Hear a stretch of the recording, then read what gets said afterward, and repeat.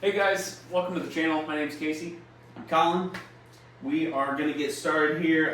Format of the show is we start with current topic, kind of talk about that for a bit, and then we have a couple main ideas, and we do gas or pass. So we'll talk about some gear that way. So we're going to go ahead and get started here. Casey, what's the current topic? We're opening up with the current topic of the Jimmy Page Double Neck SG. Okay.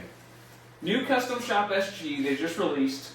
I believe it's signed by him. It comes with a pick that he used to play it on January 25th or something. Really? Yeah, it comes with a little pick. Okay.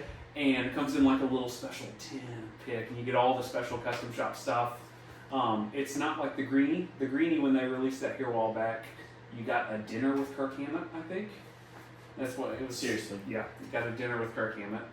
No dinner with Jimmy Page, but the double neck Les Paul. And do you know what the retail price is, perhaps? Or is Colin gonna buy it? It's like $10,000, I bet you. Oh, I wish. 12. $50,000. Holy crap! You serious? $50,000. Double neck reissue. Okay. Jimmy played with the Who has money for that? That's what I want to know.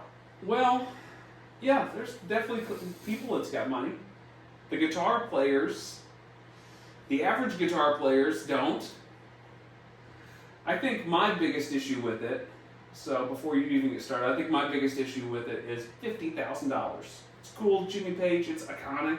Mm-hmm. Jimmy Page, double neck SG's awesome. He signed, the little section, he's got the little pick he played with. Cool idea. But for 50 grand, you can buy a real vintage, super nice vintage guitar. Gibson, Yeah. Name your guitar, whatever your favorite guitar is. It's not a perfect replica of all the nicks and dings of Jimmy's guitars. But as a player, I mean, and how often you gonna use a dang double neck? When I think of Jimmy Page, I honestly think of his Les Paul. Number one. Not his double neck. No. So $50,000 for a double neck is Crazy. no one's gonna play that. It's just gonna sit in a How museum. much is the same year double neck in vintage? Like the exact same guitar he had. Oh yeah.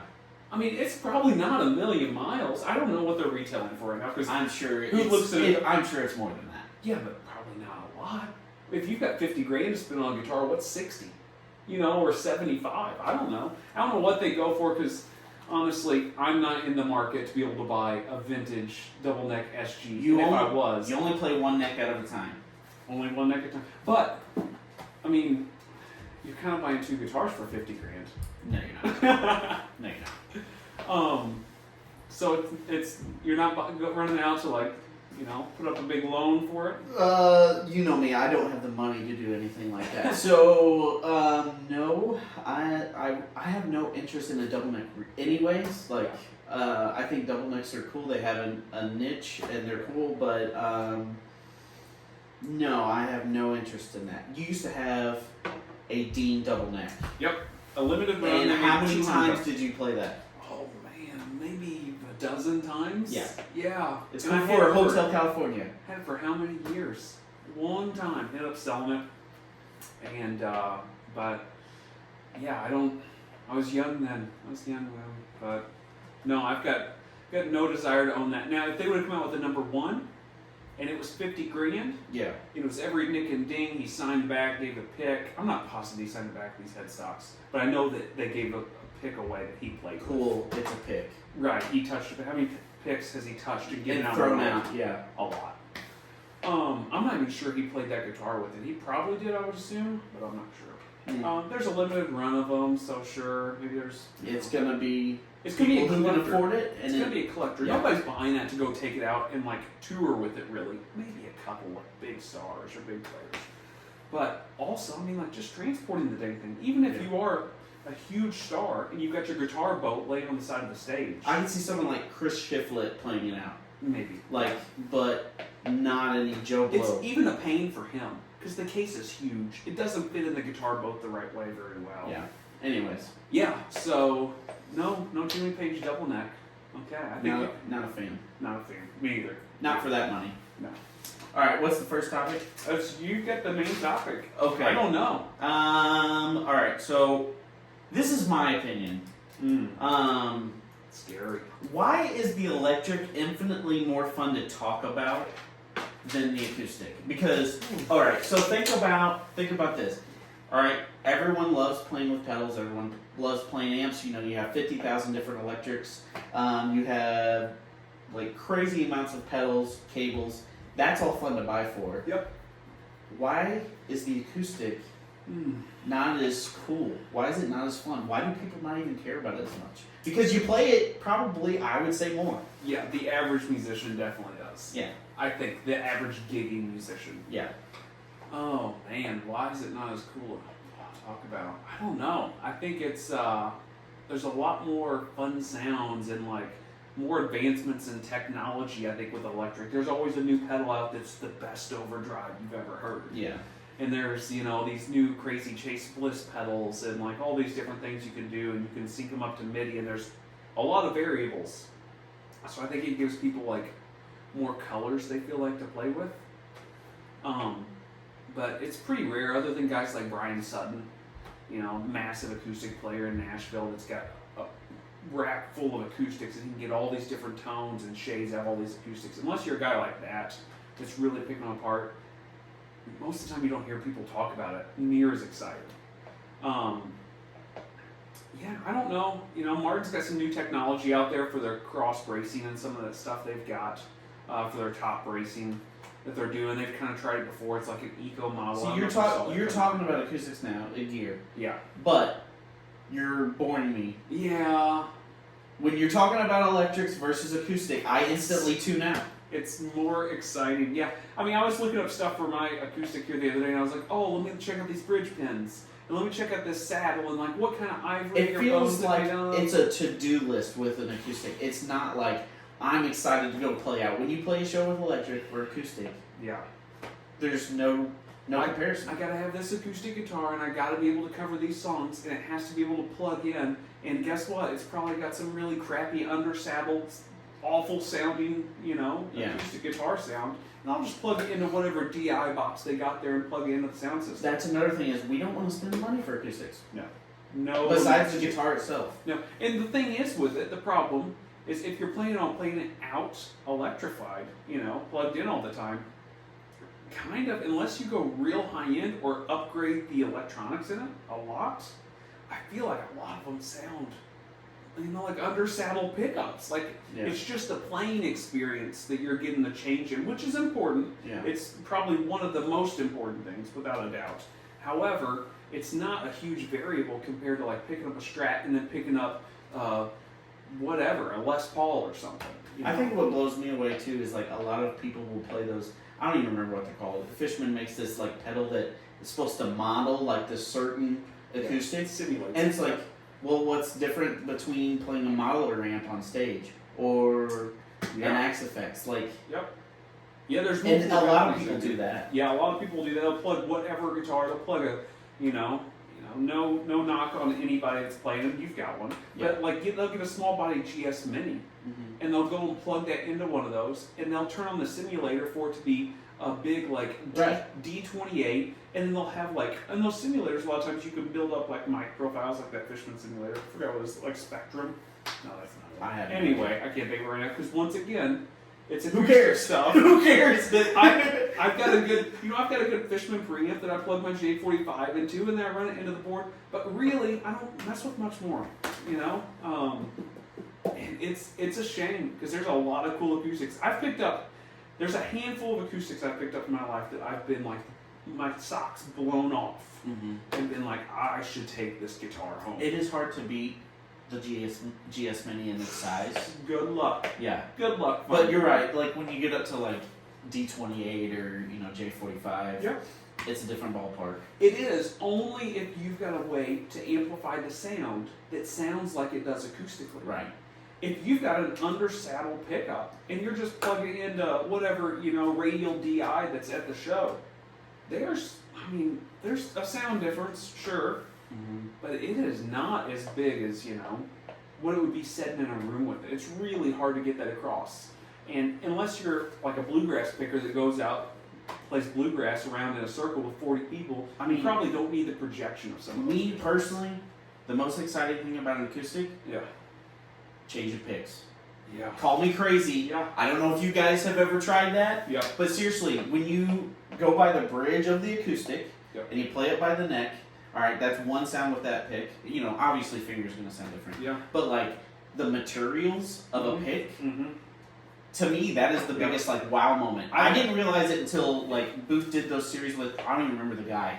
He's a session guy. He plays acoustic a lot. That's probably Brian Sutton. Okay, Probably is Brian it? Sutton. Okay. But seriously, he had a bunch of picks, and I was like, I don't know about that. And I Yeah. tried it, and I was like, okay, I hear it. I get it. There is a whole topic that I don't want to burst into with that one, because I have it for a main topic on another show later on. Okay. But absolutely, picks is probably one of the biggest differences. Picks and strings. Yeah. Clearly, strings big difference. I think material of string and probably a little bit of gauge is the two biggest movers for sound as an acoustic strings. Yeah. Brand to brand. And we play mostly elixirs for acoustics. I do so. play a lot. I like the Diodarrios. I like the sound of the Diodarrios a lot. The standard Diodarrios. However, for me, they just die so fast. And I can put a set of elixirs on an acoustic that, once again, I'm not real excited about playing all the time, even though it's nice.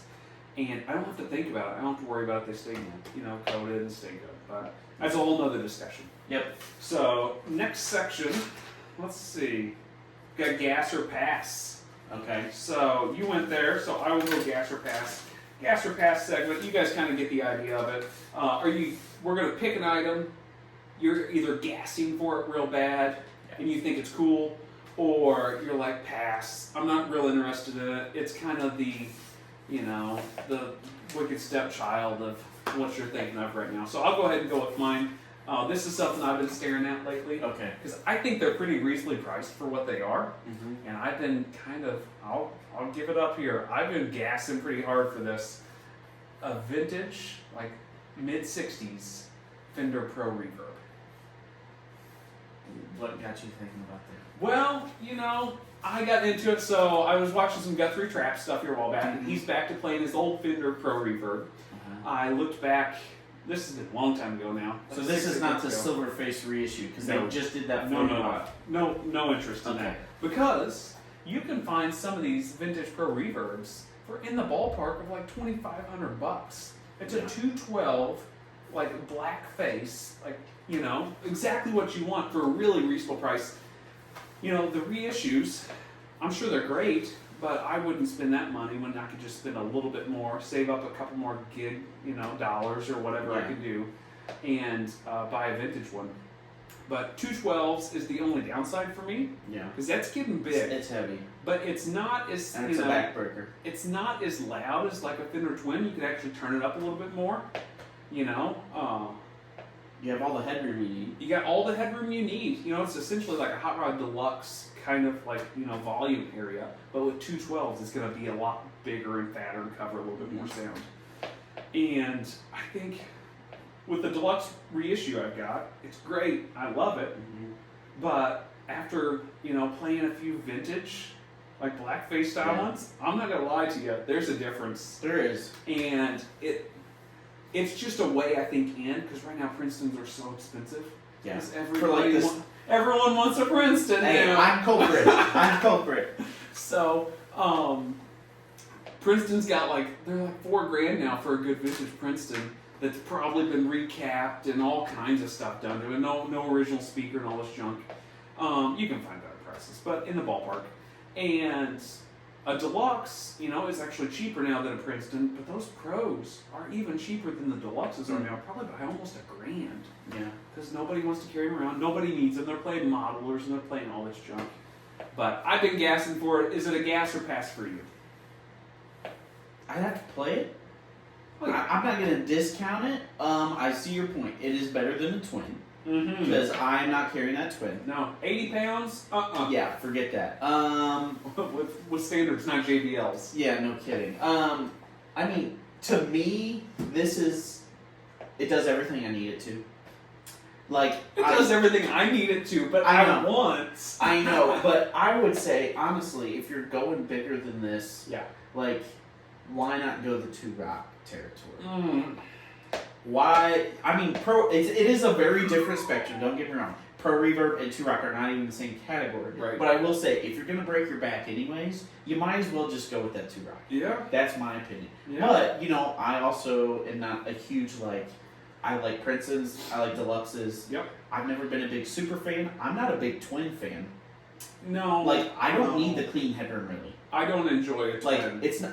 Casey, when are we ever going to play a place where we can actually turn that Pro up? When is a Pro? Yeah, a Pro, it would be hard. Yeah. It'd be hard. I would be thinking about getting a Dr. Z brake light to screw into the back so I can hook it up. Yeah, with let's modify that amp, because we I all know. know it sounds better that way, right? I know, but you know what I'm saying. It's not a modification that will stay that, it's not going to mess anything up. But it's definitely not going to sound the same as it turned out. No. It's hard to turn up a deluxe in an average venue today. That's why the Princeton's so popular. Right, and that's why the twins are so cheap right now, I guess. But So I think pass. oh, I'm gonna pass. All right. So I've got one. I don't know if you would call this like a piece of gear, but we are today.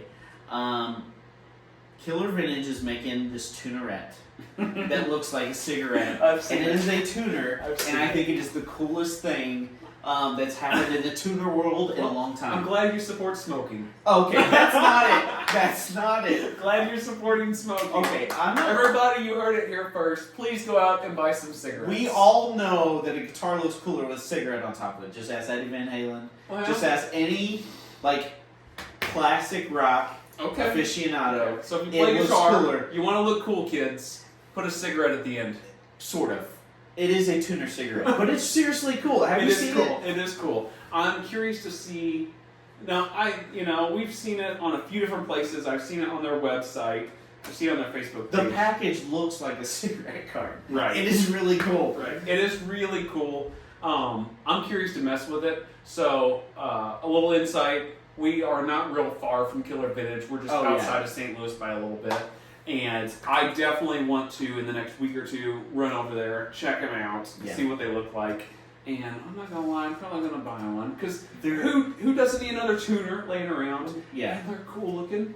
Although, no other clip-on tuner is cool. that is true. I've never looked at another clip-on tuner and be like, oh man, that's so cool. Yeah. And you're never playing even an acoustic show, and you're like, I'm so glad I have this clip-on tuner. It is not the most rock and roll thing in the world. No. But I tell you what, that one is. Yeah. I would keep it on my guitar. Yeah. Would I keep it on my guitar? I think you have to. If you have that one, you have to. Oh, I don't know. Probably. I'm going to have to see it. You know what? We will come back to this. Okay. We will bring one in. Yeah. And We'll test it out for you. Yeah, we'll bring it back in. We'll check it out and see how it works. I like those little Planet Wave ones. I don't have one right around me to grab right I now. have right now a Snark that charges by USB. Yeah, you gotta be careful Those with things are snark great. bites, right? So yeah. so that nitrocellulose will Yeah. eat through some of that. But I got a little Planet Waves one that's tiny, you almost can't even see it. And even whenever I put that one on, as soon as I'm done tuning, it's got it. I will say I never use a clip-on for electric because I've always got it on the pedal board. Yep. So it's almost always acoustic. I sometimes debate, should I get rid of my pedal tuner and put one on my headstock to give me room for my small little nano board. But I never can do it because those clip-on tuners on the headstocks, I just can't. Well, and it might change if you got a buffer or not. It That might tuner. It might change if you got one of these cigarette tuners. You're right. So, okay. So, main topic number 2. Second main topic. Alright, this one is the age-old question that all of us electric players have been staring at for years. And I've certainly got an answer to this one. But why doesn't, whenever you get the pedal in, you check it out, you go plug it through your amps and stuff, you sit there and you say, why doesn't this pedal sound like the demo? You know why. Demos suck, people. Demos suck. Okay, there's a reason why we say this. And this is between us. We're brothers, and we are passionate about this topic because no matter what you plug your gear through, if it's anything similar to the video, it still doesn't sound right because it's not your guitar. It's not that pickup. It's not. It didn't go through the same signal chain after it was recorded. Different room. Everything's different. A different speaker, different picks, different strings, a different way you're attacking the string. Yeah. It's a hard question, but it's also a very easy question. Yeah. Right? Why doesn't the pedal sound like the demo?